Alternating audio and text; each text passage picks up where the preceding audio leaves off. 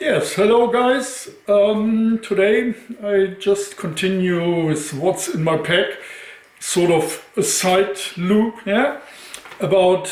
Today it's about navigation and optics, or in other words, get lost or stay on track or trail or the other way around.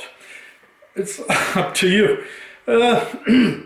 Something I do carry in my pack is actually, there are a few navigation items. First of all, a map, a compass, a magnifying glass, a binocular, and, well, a little head torch, and, believe it or not, a sun clock. Yeah, it's a brass dial that tells, so I don't need any batteries, no GPS, no batteries, no electric, and because if you're on the trail, time doesn't really matter that much. I mean, just look out and you will see what's like. So, right, start with the smallest toy maybe. Obviously not a magnifying glass like that. Yeah, this is the one I'm using at home for watching the maps and stuff. Yeah, so this is just for preparation. Put this on the side. But I do carry, and I mentioned that in my other video, I do carry a magnifying glass. Yeah, that actually collapse down into a little sleeve a bit. They are square, or like this one is a roundish one. This one is actually a plastic lens, and this is a glass lens. Yeah, it's the older type. It's actually a real nice leather case with it. So a part of that, this one shows exactly the very small details on a map. Yeah, so where you can find, really zoom in and find the little trails, especially if you're working with topographic maps.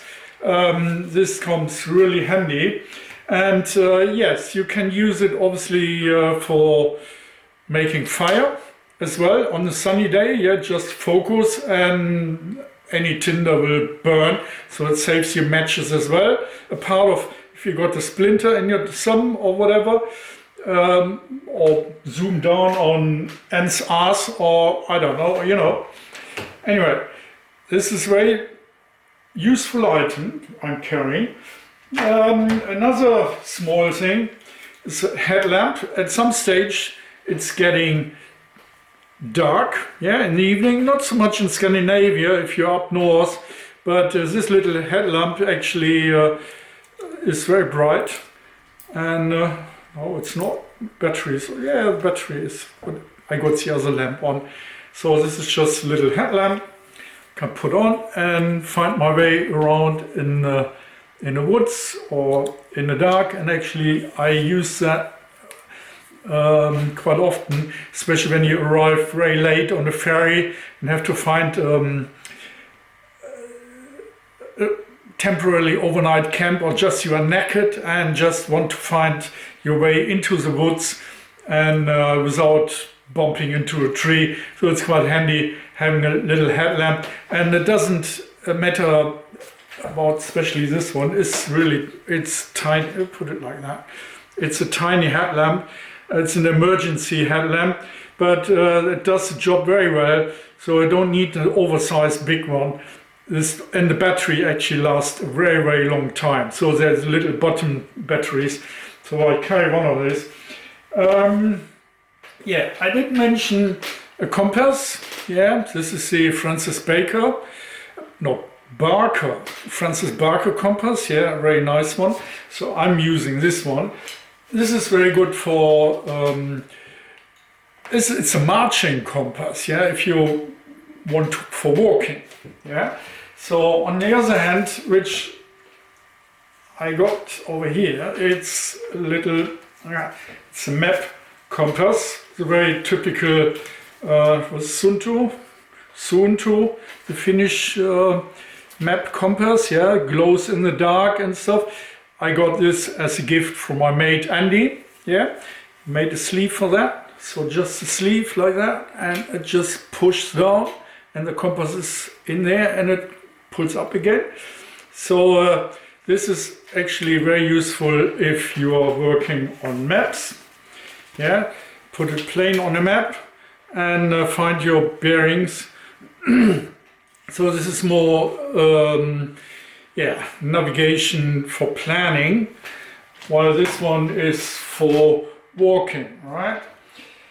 Okay, another thing you may be wondering about, why I'm carrying a huge binocular. Yeah, well, this is quite a hefty piece. It's not that big, but compared to the lightweight stuff, actually this is a former East-German Zeiss, Carl Zeiss Lens, which actually the company got bought up by a company called Docter.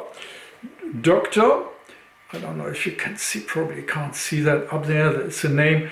Actually, they used the old military parts, just painted the casing black and called it the Safari. So in particular, this one still got the yellow lens. Yeah, this is, normally you get them in green, bright green with the nuke filter and I don't know, infrared filter. But this is the civil version of it with the same parts, and yeah, I really like that because it's very bright and it has a highly opening lens. Obviously, well, you can discuss about it. For normal hiking, I would rather recommend one like this. This is a Docter as well. It's not as heavy, obviously, not as big. Easily fits in a pocket. Yeah, it's sort of hand size, sort of, yeah. And well, it does the job really well. And for watching wildlife and but what I wanted to say or explain why I'm using binoculars for navigation, it's if you're out in unknown territory and let's say the weather change, and I actually use it exactly for that purpose.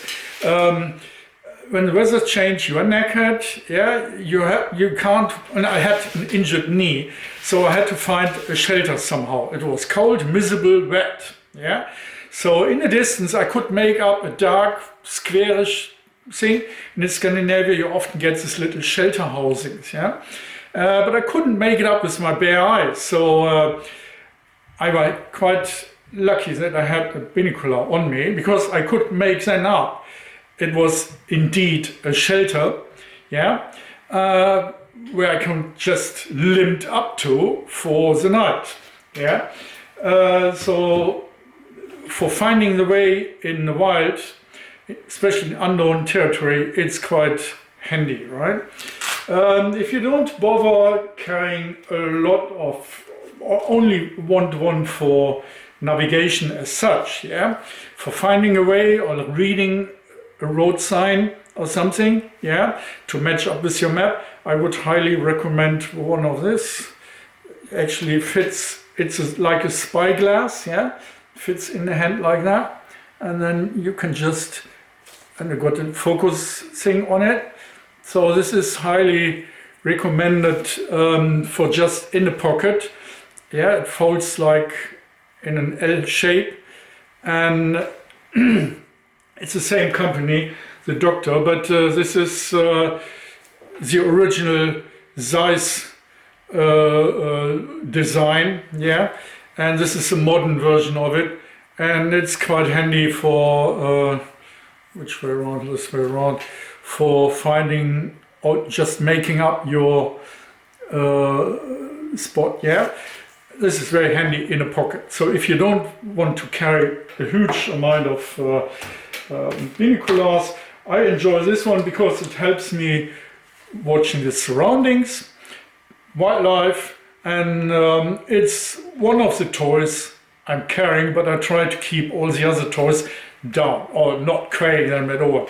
So I know this pulls me down a bit on the weight, but it got a few advantages for, you know, just enjoy the time out. I mean, it's still a good size, but and it's a high quality glass. Yeah.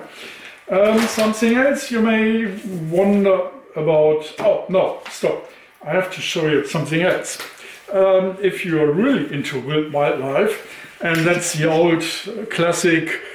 Yeah, that's getting really large now. This is 1 step, 3 step, one like this. Yeah, it's, can you see that? What is it? Nickel Magdeburg. This is an old German optic manufacturer, especially being used for hunters, yeah, for sights on the rifle. And this is a nice scope, but I bought that cheap. I think I paid for 50 quid or something. Yeah, sometimes they are, and it's got a zoom on it. Yeah, so I wouldn't necessarily carry this one, even if it's still a decent size. But obviously, well, it's nice to have, but on expedition it maybe comes in useful. Now, just to keep it short, what I got, this is my clock watch, and you may wonder, what the hell, why don't you just use a wristwatch? No, I don't like wristwatch. They got batteries and mechanics, and if you sweat, you get all. No, so this is a little thing. It actually works on sunlight. Yes, I know if the sun isn't shining, it's not shining on you, and you can't read the time. But this one is a sun clock and sort of compass. It can actually show you directions as well. So you got a little slider in there. I don't know if you can see that very well. It's a little slider in there with a hole in the middle. So the beam, actually sunbeam, you can put that on the months where you are, and then the sun shines through the hole, and on the opposite side it shows the time. Obviously you have to do a bit calculation with it. You have to take the summertime off on depending on your position on the map, on the grid. Yeah, you have to, I mean, it actually shows you still the local time. Yeah, so if you are into calculating global time, and this works on the south and the north hemisphere as well. It just turns it around, yeah, this thing in the middle, and you can use this on the south hemisphere as well. So yeah, all right, it only works at daytime, but at night, well, I don't need to know the time at night, anyway. And in summer, especially in Scandinavian, it's bright until midnight, and so you don't have to worry about, I mean, it only indicates for time, but this works fairly exact. So that's why I'm carrying this one and not a wristwatch, right? Well, that's it. A part of, yeah, make sure you got your maps, and I highly recommend topographic maps to take with you. And well, that's it for now. That's what I'm using in my pack, navigation and optics. See you next time. I'm on the water filter on the next video, so I'm having a bit of planning about that. So stay tuned. See you next time.